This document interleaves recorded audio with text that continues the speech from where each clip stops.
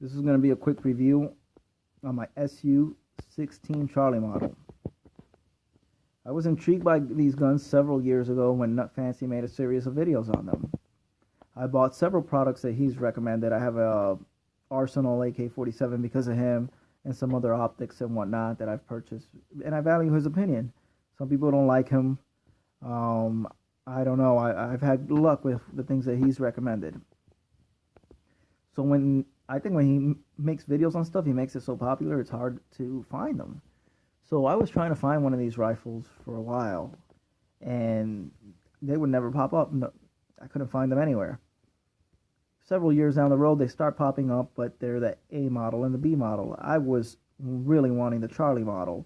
I wanted the thicker barrel, and I wanted the folding thing, the folding buttstock. That was awesome to me. An underfolder that you can shoot while it's folded like this.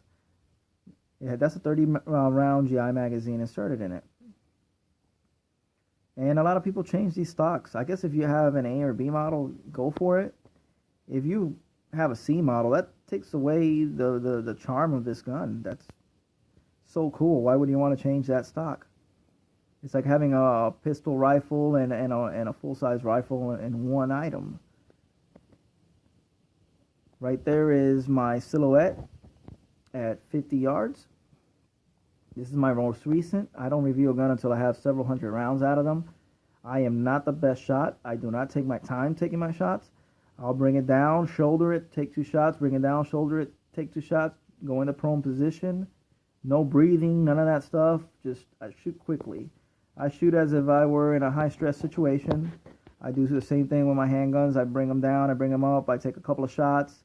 I do sometimes like letting go of the trigger until it resets, and then I pull it back. And sometimes I shoot my handguns and I let go of the trigger all the way and pull it all the way, because in a stressful situation where you got somebody coming at you or whatnot, are you really going to let go of that trigger to the point where it resets and then pull it from that point again, or are you just going to pull that trigger?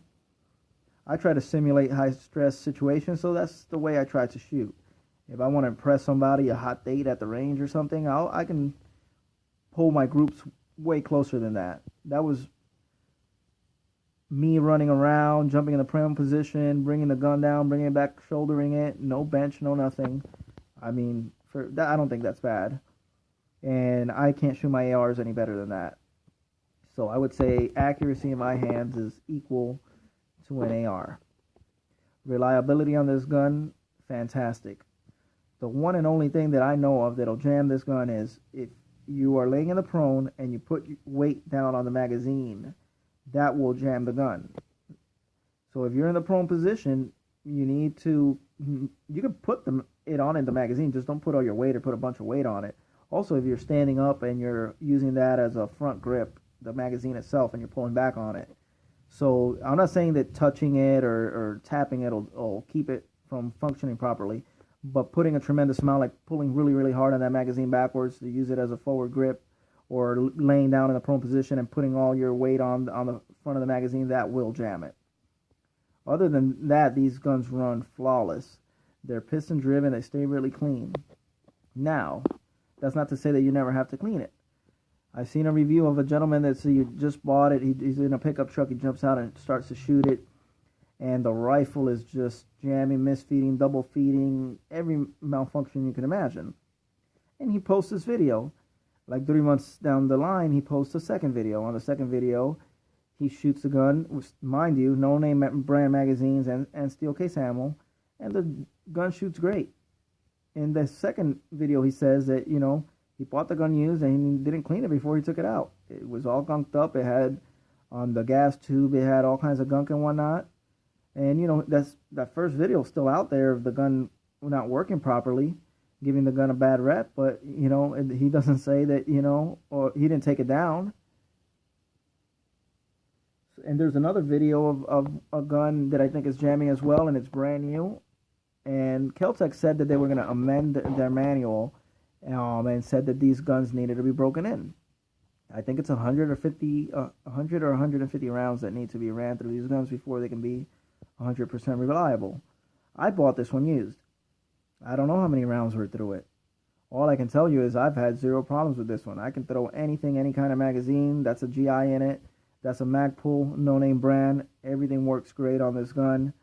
The only thing I've done to it is a muzzle device, because that barrel looks wimpy, all skinny like that all the way down without a muzzle brake. I think that for aesthetics, and if you ever go to an indoor range, you will have, if it's a, indoor ranges sometimes are a little bit dark, you will have that flash if you don't have a muzzle device. Other than that, and the optic, and that's a cheap optic. It's a UTG, don't laugh at me, a UTG Bugbuster 3x9. I have good optics. I bought some optics that were recommended by Not Fancy. I have a 2.5x7 Weaver. And now that 2.5x7 has more magnification than this 3x9, but it's a lot more, it's twice the price. And I have a Vortex Strikefire 3X. So I'm not a stranger to good optics. But I bought this optic 3 times. I have it on one of my AKs, and I had one on a rifle that I sold. So I've purchased this optic 3 times. That's how highly I think of it. It's the #1 bestseller on Amazon. So again, cheap optic, but a good cheap optic. 50 yards, good accuracy. I don't review a gun until I put 500 rounds at least through it. This gun works great, shoots great. I highly recommend it. If you bought one brand new and you're having a little bit of hiccups on it, most likely it needs to be broken in. Now, if you're having problems after 200 rounds, then you can say something negative about the rifle. Let me show you how it unfolds real quick. Well, I'm going to show you what it looks like unfolded, better said, because I don't have anything to hold the gun up. And that's the gun. It took me seconds. I didn't release the magazine, by the way. You can do this with the magazine inserted. That's what it looks like. I love this rifle. Fantastic.